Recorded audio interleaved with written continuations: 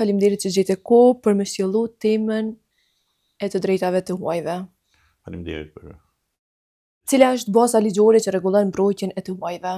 Të drejtat e të huajve janë të garantuara me Kushtetutën e Republikës së Kosovës, e cila ajo garanton dhe ju siguron të drejtat dhe liritë themelore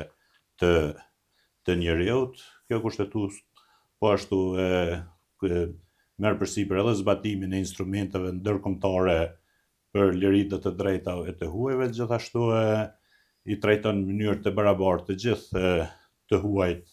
gjatë qëndrimit në Kosovë, pa dallim etnie dhe përkatësie. Po ashtu qëndrimi të huajve në Kosovë rregullohet edhe me ligjin specifik, siç është ligji për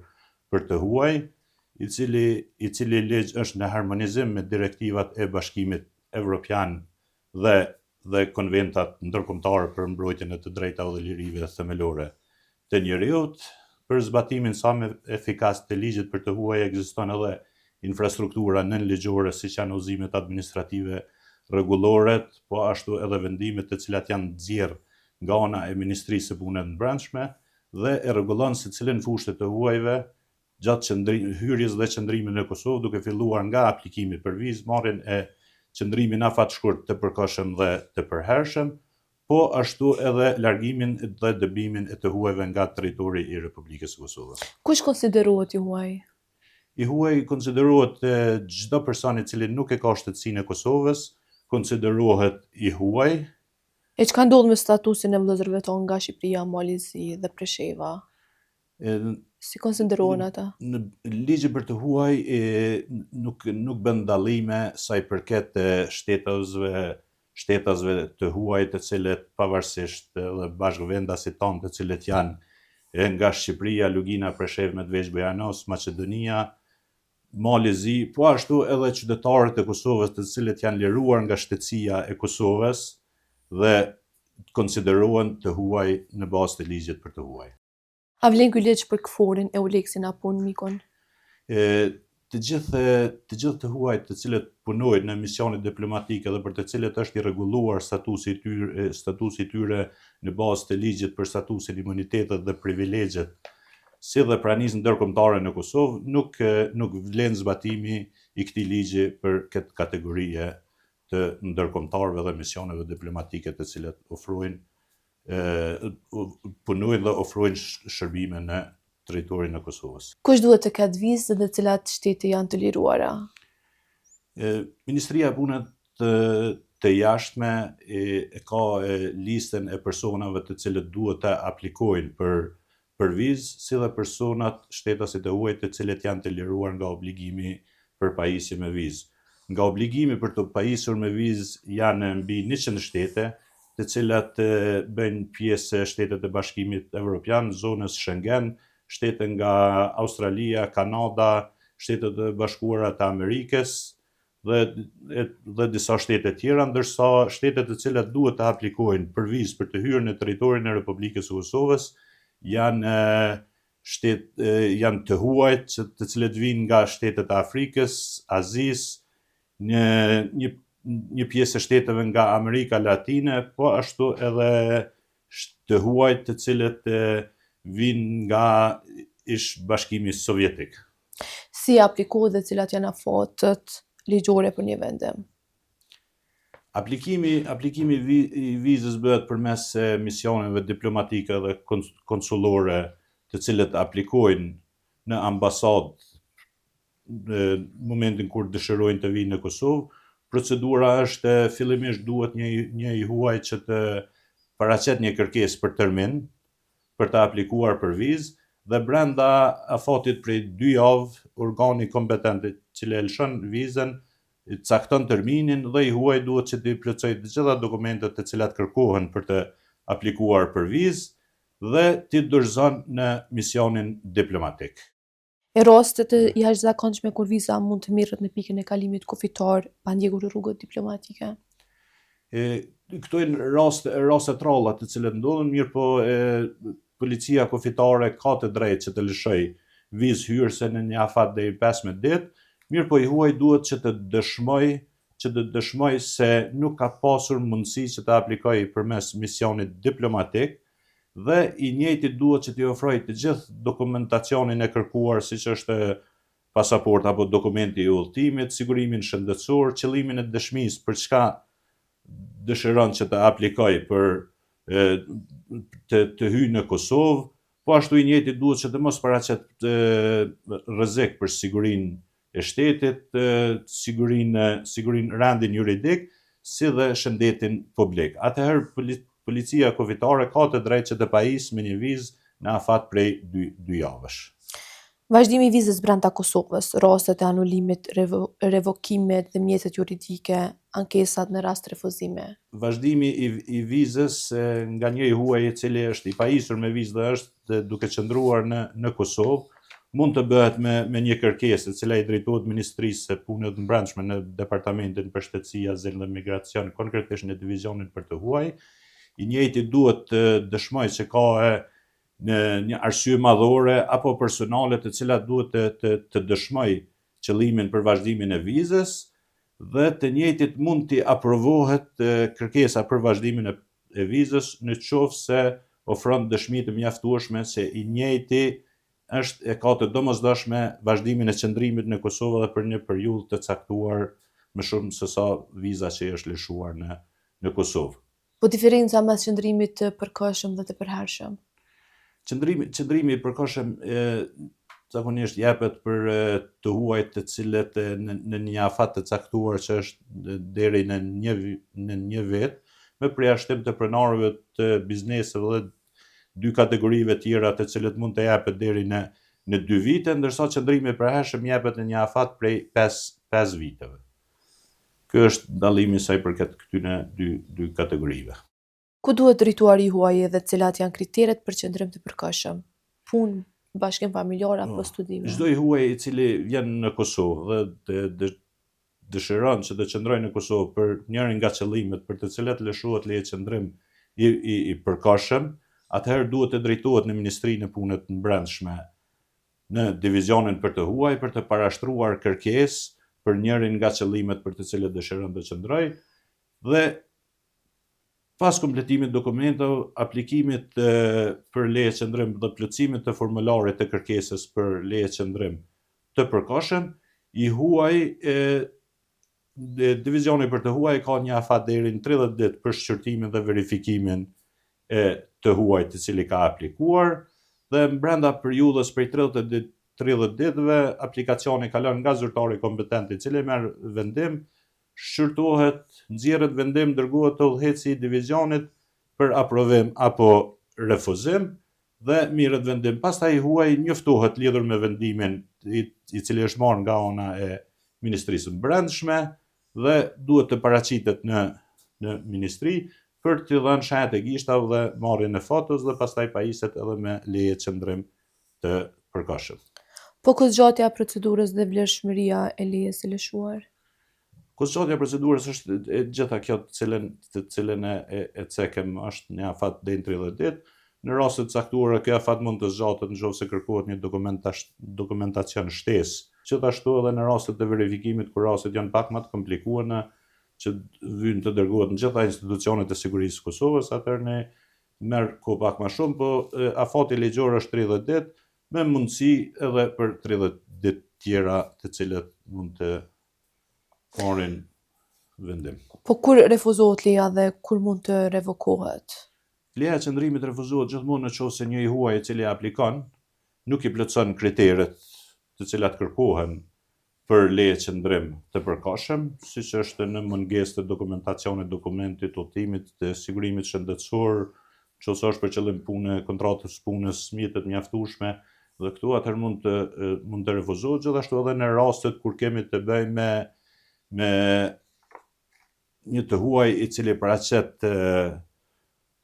rrezik për sigurinë shtetërore, rendin publik apo shëndetin publik. Ndërsa revokimi mund të bëhet gjithmonë në rast se pushojnë kushtet për të cilat është dhënë leje qëndrimi, atëherë mund të revokohet edhe leje qëndrimi, po ashtu mundet edhe në bazë të kërkesës së të huajt, i cili kërkon që të dorëzon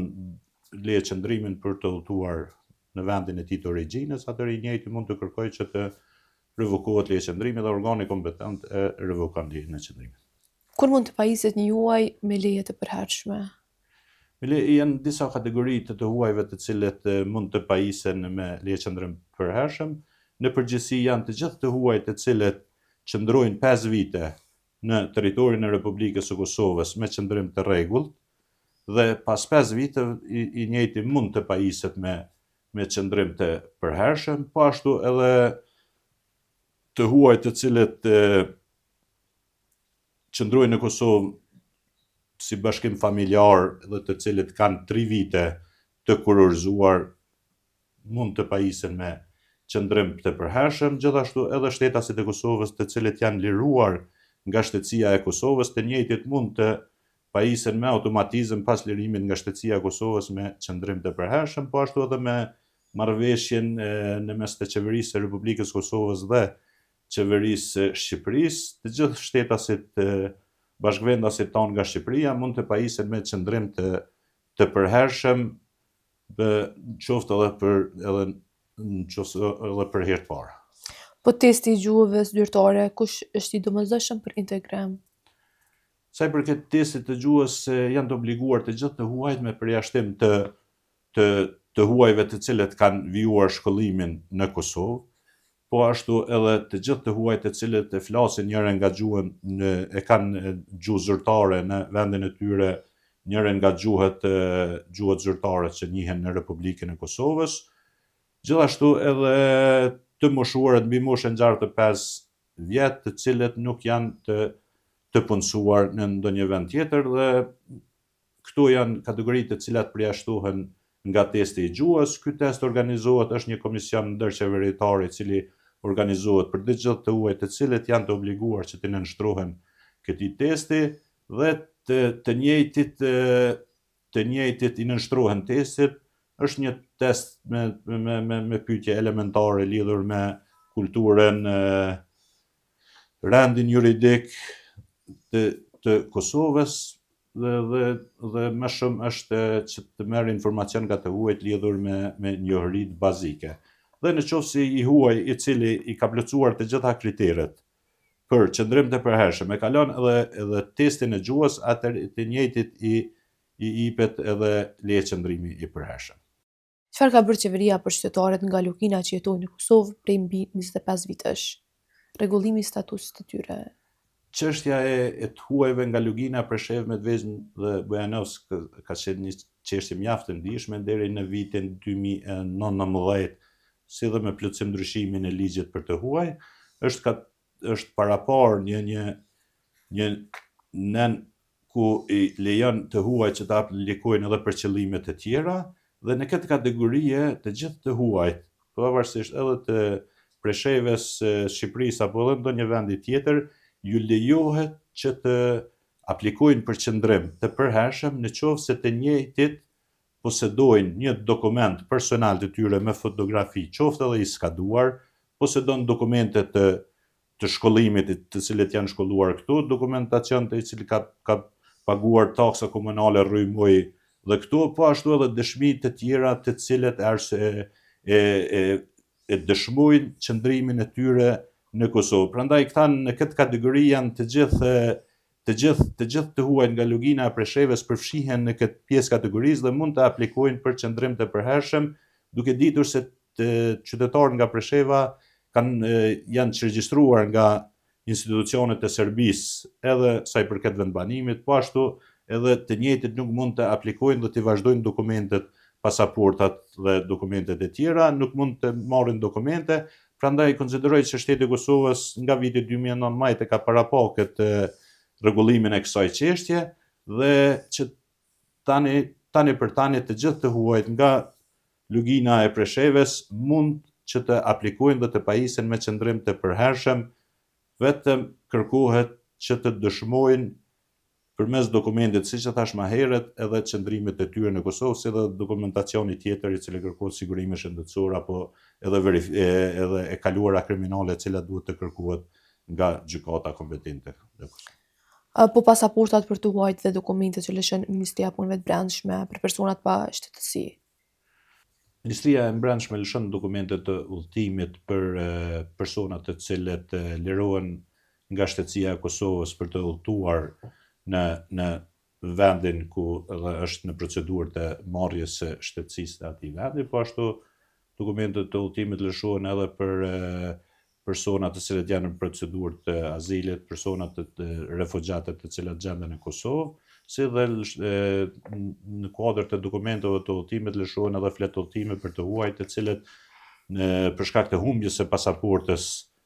në territorin tonë e ka të pamundur që të pajiset me pasaportë për shkak të mungesës së misionit diplomatik në Kosovë, atëherë lëshohet një fletë udhëtim për të huaj i cili është vetëm një drejtimsh dhe vlen deri në vendin e origjinës edhe ku e ka qëllimin për të shkuar. Çka konsiderohet qëndrimi pa ligj, gjopa, dëbimi dhe ndalimi i hyrjes për një kohë të caktuar? Qëndrimi pa ligjshëm konsiderohet nda në dy kategori që gjithmonë kur një i huaj të cilit i ka skaduar viza në territorin e Kosovës i është refuzuar leja e qëndrimit, i është revokuar leja e qëndrimit, gjenden në territorin e Republikës së Kosovës në kundërshtim me procedurat e dispozitave ligjore nga ligji i për të huaj, ka hyrë në mënyrë jashtëligjshme në Kosovë, atëherë si dhe shumë raste tjera, atëherë konsiderohet si qëndrim i paligjshëm në Kosovë, ku ndaj të cilit mund të aplikohen edhe masat të largimit, mund të nxjerret edhe vendim për largim vullnetar dhe si edhe me forcë, vendimin për largim vullnetar në rastet kur i refuzohet leja e qëndrimit dhe i revokohet leja e qëndrimit nxjerret nga ana e Ministrisë së Brendshme, ndërsa në raste tjera të qëndrimit ilegal apo duke qëndruar në territorin e Kosovës duke punuar në kundërshtim me dispozita ligjore dhe pa u pajisur me leje qëndrim, atëherë të gjitha këto kategori tjera lëshohet urdhër largim nga ana e policisë drejtorisë për migrim dhe të huaj e cila është në kuadër të policisë së Kosovës. Gjithashtu në qoftë se një huaj i cili nuk e zbaton vendimin për largim vullnetar, ndaj të njëjtit mund të lëshohet vendim për largim me forcë dhe i njëjti mbahet në qendrën për mbajtjen e të huajve derisa procedura e largimit të tij nga territori i Kosovës të sigurohet për në shtetin e origjinës së të huajt. Zotëri avokat, faleminderit që gjeti kohë për me një do këto informacione me neve. Faleminderit. Dhe besoj që do hyjnë qytetarëve në punë. Besoj që po që është e domosdoshme, ka shumë shteta të huaj të cilët tani më janë në Kosovë dhe kisha dashur që të sugjeroj të gjithë që të aplikojnë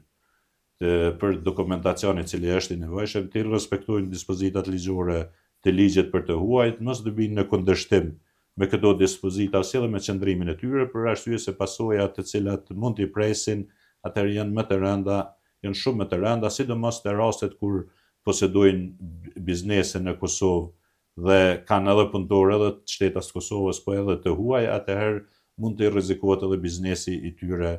gjatë ushtrimit të veprimtarisë tyre në Kosovë. Shikues të dashur, kjo ishte tëra, shihemi javën tjetër.